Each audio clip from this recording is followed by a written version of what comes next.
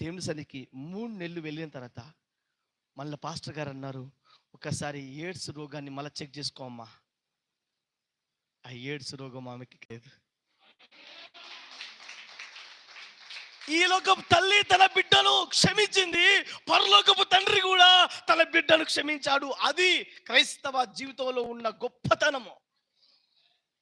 ఈరోజు చెప్తున్నా, నేను నా వల్ల మా అమ్మ బాధపడుతుంది, నా వల్ల మా నాన్న బాధపడుతున్నాడు, నా వల్ల నా తోబుట్టు వారు బాధపడుతున్నారు, నా వల్ల మా ఇంట్లో వాళ్ళకి ప్రాబ్లం అవుతుంది, నేను చెడు మార్గంలో వదిలిపెడతా అనే ఆలోచన నీకు రావాలి.